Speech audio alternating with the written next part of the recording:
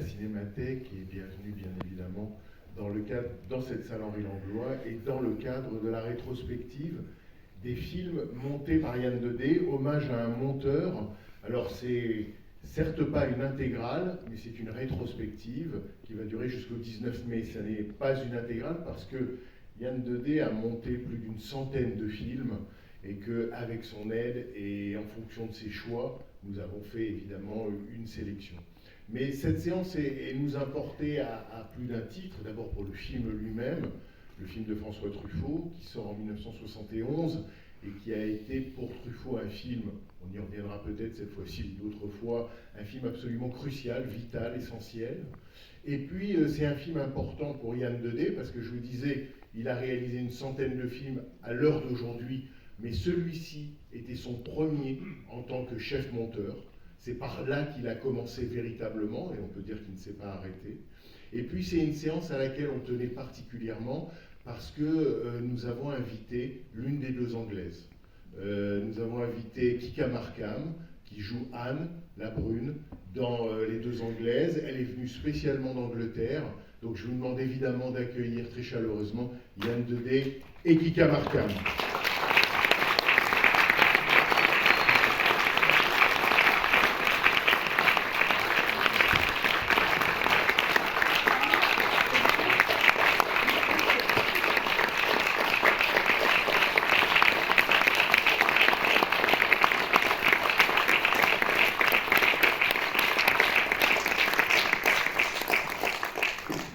Et Muriel Carpentier qui va traduire les propos de Kika. Kika, merci mille fois d'être présente aujourd'hui. On y tenait beaucoup, mais pour des cinéphiles et des spectateurs comme nous, de plusieurs générations, vous êtes une figure familière, vous êtes définitivement Anne Brown, et pour nous, vous êtes une figure chère à notre cœur, parce que ce film compte beaucoup pour les spectateurs français et compte beaucoup pour nous à la Cinémathèque, et donc vraiment on tenait à votre présence. Et puis je le disais, c'est un des films importants de François Truffaut, et en février 1971, quand il voulait adapter le livre de Henri-Pierre Rocher, il s'est adressé à un ami qui s'appelle Oscar Levenstein, et il lui a envoyé une lettre février 1971, parce qu'il voulait adapter, il cherchait ces deux Anglaises.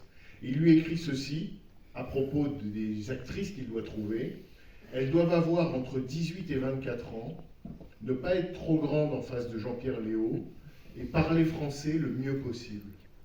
Alors, ma première question, c'est, est-ce que vous parlez français? Prenez le micro. Je me défends. Le micro. Oh, pardon. Je me défends. Mais then, how to say then, non, je n'ai pas fluent en français, non, pas du tout. Mais ça change pendant le filming. Donc, elle va traduire ma prochaine question. Est-ce que vous vous souvenez de ce premier grand casting, enfin en tout cas de cette annonce pour un grand casting, et est-ce que vous saviez tout de suite que c'était pour un film de François Truffaut? Non, je ne sais I didn't know. Je ne sais pas quel type de film. Évidemment, je connais François Truffaut, bien sûr, mais I couldn't believe that they would cast me. Donc je connaissais François Truffaut, mais j'aurais pas pu imaginer qu'ils allaient me retenir et me donner un rôle. And maybe then you can say he thought I was a waitress because I was dressed in black, and I nearly didn't get the part. Et peut-être même qu'il a cru que j'étais une serveuse parce que j'étais habillée tout en noir et donc j'ai failli ne pas avoir le rôle. Et vous vous souvenez, vous, de la première impression que vous avez eue en voyant François Truffaut? Il avait une grande réputation en Angleterre au début des années 70? Oh, bien sûr, oui. 400 blows, 400 bien sûr. Oui, c'était terrifiant, enfin. Pour, how can you say, it's bad enough acting in English, but en français, c'est difficile. Oui, ça allait pour moi de tourner en anglais, mais là en français, c'était vraiment terrifiant.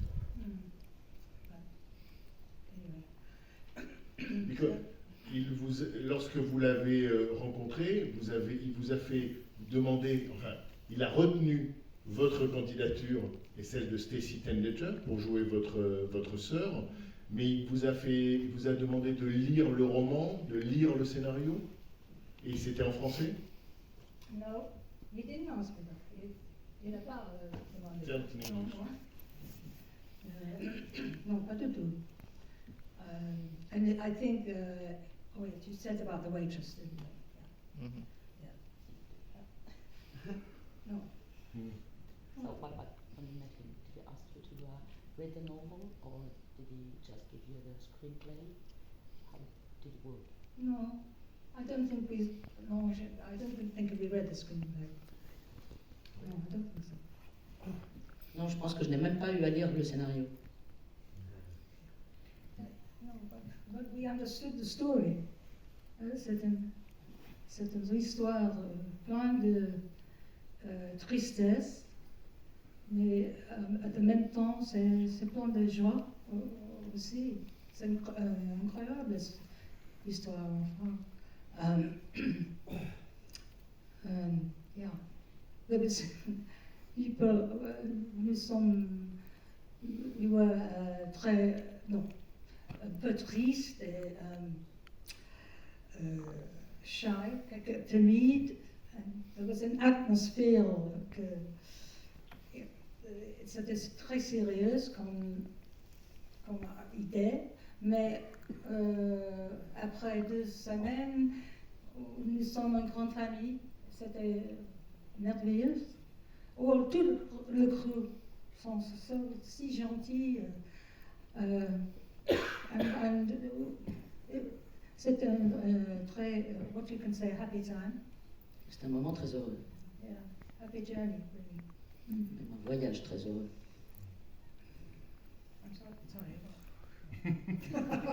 But my French is terrible. May I? Yes. I want to know how long before the shooting you had your dialogues and text, etc.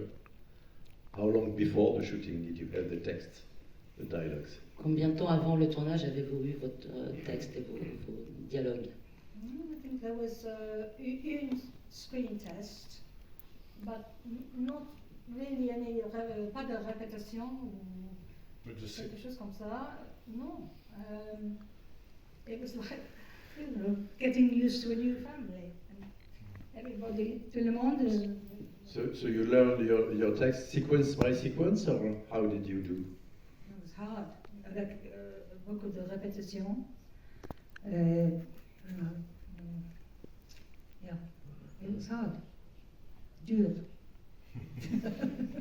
Mais quand vous avez lu enfin l'histoire, le scénario, est-ce que cette histoire vous a... votre personnage, par exemple, vous en avez pensé quoi de Anne Brown? When you read the story, how did you feel about the character, about Anne Brown? Mm-hmm. How did you feel about her? Well, c'est un caractère, what's the word for brave? Courageuse. Courageux. Courageux, oui.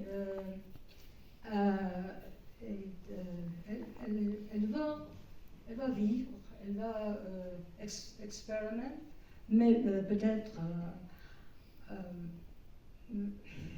don't know, how to try to découvre les plus importantes choses dans la vie, which is, how do you say, which is to live live as strongly as you can. But that also meant, I have to say this in English, I don't know how to say it. It also meant that Anne had quite a few boyfriends as well. So that was kind of like, she was, a little bit, she's very free, or, free feminist sort of thing.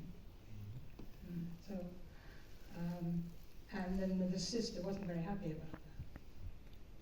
So, Oui, c'est un personnage qui va découvrir ce qu'il y a de plus fort et de plus important, c'est-à-dire de vivre le plus densément et fortement possible. Mais en même temps, c'est ce personnage qui a quand même pas mal de petits amis, donc ça c'était un peu particulier et ça ne plaisait pas beaucoup au personnage de la sœur. Et quand vous avez rencontré Jean-Pierre Léaud pour la première fois, vous avez tourné aussi avec Jean-Pierre Léaud, quel souvenir vous gardez de Jean-Pierre Léaud comme personne, comme acteur? What memories do you have of Jean-Pierre Léaud when you first met him and then as an actor? non,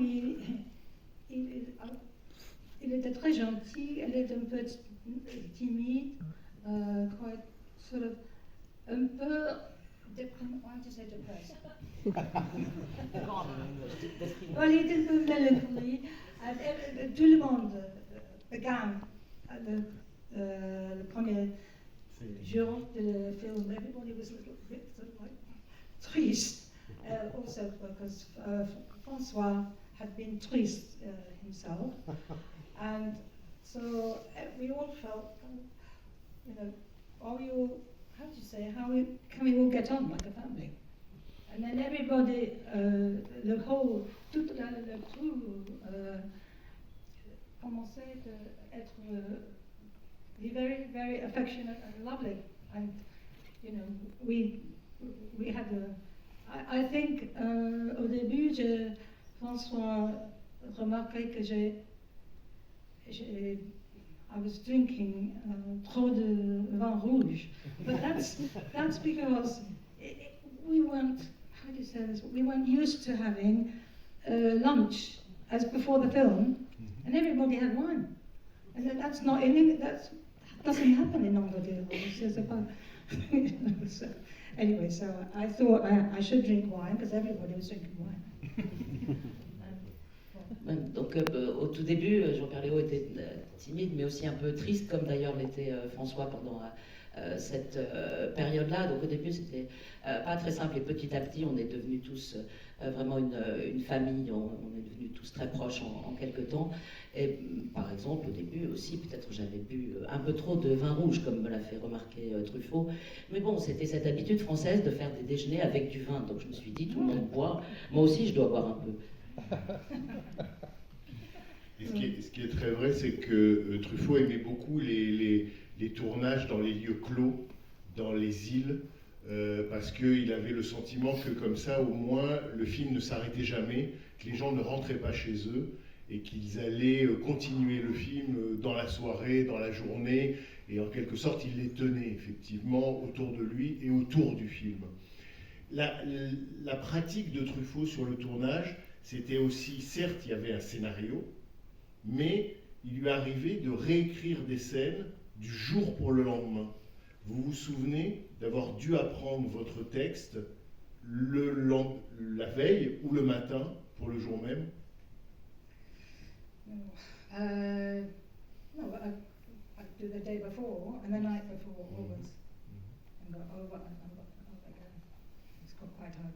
But can you explain that I wrote it on? Sometimes j'ai pas compris I couldn't remember it. I wrote it on the fence, or sometimes the furniture is terrible.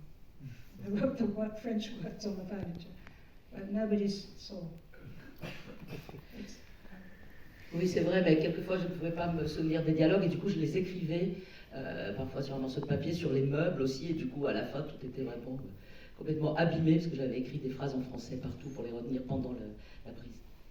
Mais Yann Dedé nous a confirmé, lui qui a monté le film, donc qui a regardé l'image de près, donc vous pourrez essayer, mais en fait on ne voit pas ce que vous avez écrit sur les meubles ou sur la barrière. Mais ce qui est drôle quand vous dites ça, c'est que dans La Nuit américaine, donc le film qu'il réalisera au milieu des années 70, il y a eu toute une séquence où une actrice a un trou de mémoire. Et donc dans le décor et dans le studio, on écrit partout son texte pour qu'elle arrive à le dire et que la scène puisse se tourner. Est-ce que aussi vous vous souvenez la première fois que vous avez vu le film terminé? Do you remember how you felt the first time you saw the film completed? The first film. Oui, je pensais que c'était très, très belle, très triste, très vrai, très charmant, and quite unusual. Qu'est-ce que c'est ça le mot? Voilà. Inhabituel. Sorry. Inhabituel. Oui. Pas banal. Not banal. Non, original. Original. Original, voilà, tout ça. Yeah. But you had a good, I remember, you had a very good French, with accent for sure, but from the first text, it was okay. I never, because what you're telling us now, it was very difficult. It doesn't seem in the film finished, but it doesn't seem in the text, in the first text. So I don't have the souvenir of you having difficulties with the French language. Oui. Donc vous avez dit que vous aviez des difficultés avec le français, mais moi, dans ce que j'ai vu, dès la première prise, j'ai l'impression que vous vous débrouillez au contraire très bien, certes avec un vrai accent, mais quand on voit le film, on s'en rend absolument pas compte. I didn't catch up what you said. Yann, quand justement tu as vu les prises, il y avait beaucoup de prises par plan ou c'était un matériau, comme tu dis, beaucoup de choses étaient là d'emblée ou se trouvaient tout de suite Moi j'ai plutôt souvenir que les premières prises étaient assez bonnes et qu'il n'y avait pas tellement de prises. Mais justement j'aimerais bien qu'elle nous dise si dans son souvenir il y avait beaucoup de prises et si la progression était très importante entre la première et la... Je sais pas quoi, Truffaut il devait faire 10 prises au maximum, mais disons une moyenne de 6, 7, quelque chose comme ça. Donc j'aimerais bien savoir ce qu'elle sentait comme progression entre les premières prises et les dernières, disons.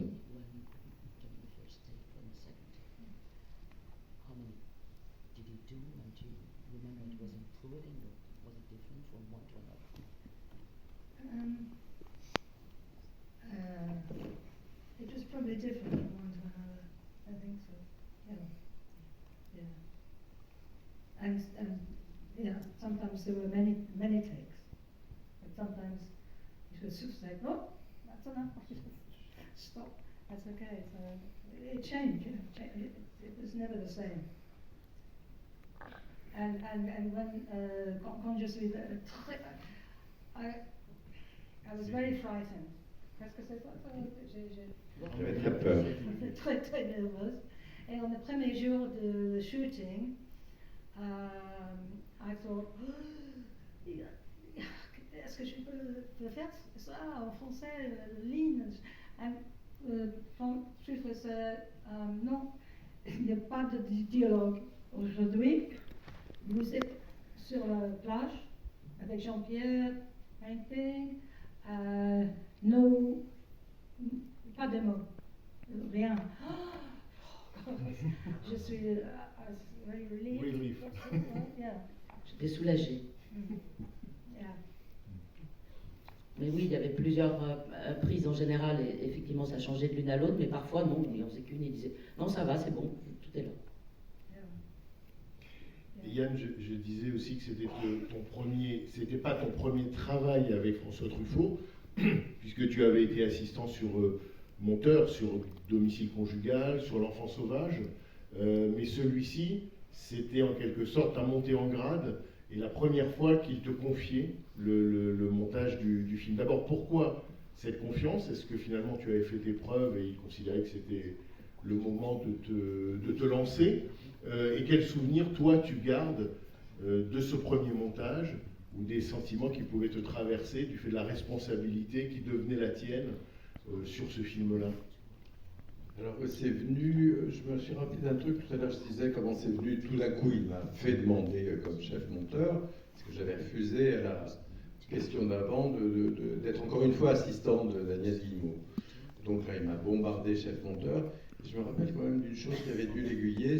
Bon, on ne se parlait pas du tout, pas beaucoup, mais même pas du tout, et surtout pas de choses importantes, disons, mais je crois bien qu'une ou deux fois, ce qui ne se fait pas du tout d'ailleurs déontologiquement, j'avais donné une idée de déplacement d'une séquence dans Domicile conjugal, je crois. Et Guillemot m'avait regardé d'un œil noir, la monteuse évidemment, parce qu'elle a dit vous auriez dû m'en parler avant, etc. Ce qui est tout à fait vrai d'ailleurs, j'étais un peu délicat, mais par un enthousiasme de jeune homme un peu imbécile, effectivement, je me suis jeté sur la proie et j'ai dit, et si on mettait ça là, etc. Voilà. Et puis il devait bien sentir que mon regard sur ces films, que je les aimais, et donc voilà, un jour ça devait se faire. D'ailleurs, Guillemot, oui, je me souviens, quand on montait Baiser volé, puis Domicile conjugal, on me disait, de toute façon, vous montrez Antoine Doinel grand-père. C'est venu un peu plus tôt, et j'ai monté Antoine Doinel devenu le héros de Henri-Pierre Brochet. Voilà. Et un mot sur le montage de celui-ci, donc c'était un montage. Alors, ça c'est une histoire, en fait c'est la version originale qu'on voit là, qui a été retravaillée par Martine Baraquet, pas à l'image, je crois que l'image est restée la même que la toute première version. Parce que François avait très peur que ce film ne marche pas, et donc il avait préparé au montage, je ne sais plus, c'était entre 5 et 8 coupes, je ne sais pas exactement. Et le mercredi fut désastreux, le jeudi aussi, et le vendredi soir ou le samedi, dans la journée, avec Martine Baraquet, on est allé dans les 8 salles qui passaient le film, faire les coupes directement dans la pellicule, les 5 ou 6 coupes, je ne sais plus exactement. Et donc cette version courte était celle qui a toujours été projetée après, puisque Truffaut ne voulait pas reprendre le risque d'un film trop long, et je crois qu'il était content du tout, mais il avait peur de son... Vous savez pas, c'est un film lent, et long, et dont, à mon avis, c'était un peu criminel de faire ces coupes. Mais peut-être pour des histoires de production, il en avait peur et on avait préparé ses coupes. Comme le film n'avait pas marché en salle, oui. C'était en fait pour gagner une séance dans la journée. Oui, peut-être, enfin, en tout cas, ça s'est fait au bout de 2 heures. Voilà, le film faisait 2h15 et il le ramène à 2 heures. Oui, c'était même peut-être un peu moins, 55, je ne sais pas exactement. Toujours est-il que là, ce qu'on va voir, c'est la version originale, une fois qu'on a eu fini le montage du film terminé, mixé, etc. Et les coupes, elles sont violentes dans la pellicule et après, qu'il a toujours regretté. Donc 2 ans avant sa mort, avec Martine Baraquet, il a rétabli cette version entière et remixé un peu quelques séquences. Je crois qu'il a même sûrement dû refaire quelques-uns de ses commentaires dont il n'était pas très content. Voilà, quelque chose comme ça. Mais pour toi, le travail dans la salle de montage avec Truffaut sur ce premier film, en étant chef monteur, ça reste un bon souvenir? Ou c'était tendu, ou c'était silencieux? Qu'est-ce que c'était là? Non. Comment ça se passait dans la cabine? C'était pas tendu, et Truffaut est très actif au montage. Hein. Il n'hésite pas à bouleverser l'ordre de son scénario, à couper des scènes, à en déplacer d'autres, etc. Donc à partir du moment où on s'y met, moi j'avais fait le premier montage tout seul, mais bien évidemment, je ne peux pas avoir le souvenir, là c'est quand même un tout petit peu vieux, de comparer les choses, et je pense qu'effectivement tout a changé, bien sûr, énormément de choses. Et j'avais sûrement dû réussir quelques séquences, dont une qu'il a d'ailleurs foutue à la poubelle, parce qui n'avait finalement pas d'importance. Quand Jean-Pierre Léaud vient rejoindre Anne sur la petite île, il ramait comme un naze, Léo. Il ne sait pas du tout ramer. Et donc il y avait des plans dans tous les sens pour le faire ramer. Et comme moi j'adore les difficultés, je me suis dit, celui-là, je vais le faire ramer pour de bon. Et donc je me suis cassé le derche au lieu de m'appliquer à monter des séquences très compliquées entre les deux sœurs, etc., à faire ramer Jean-Pierre Léaud. Et après la première projection, on s'est dit, ça en tout cas on enlève, ça n'a aucun intérêt. Voilà. Donc, mais tout ça, c'est pas des mauvais souvenirs, c'est très actif. Les films, c'est comme ça, on jette ce qui va pas, et puis quelquefois, on va rechercher des séquences qu'on a coupées, et comme dit Pierre, dans ces cas-là, on a l'impression de retrouver un vieil ami, ce qui est quand même assez formidable comme conception, parce que c'est une séquence de film, puisque ça peut être un ami, ou un ennemi, donc. Quand on les met à la poubelle, voilà. Mais c'est très actif, hein, vraiment. Il n'y a pas du tout d'état d'âme. C'est pas du tout comme avec Piala, justement, où on peut un peu s'engueuler, se déchirer, tout ça. C'est actif. Voilà.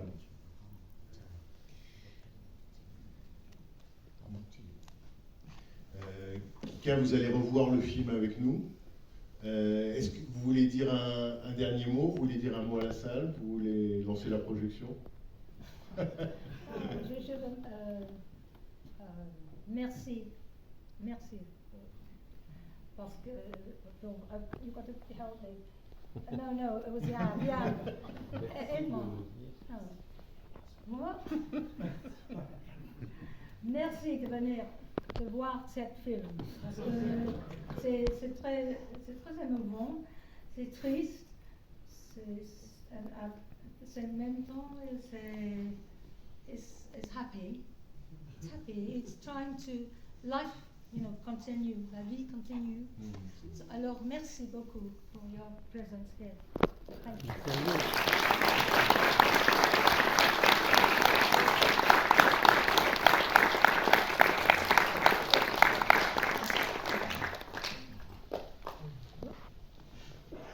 Leave it there.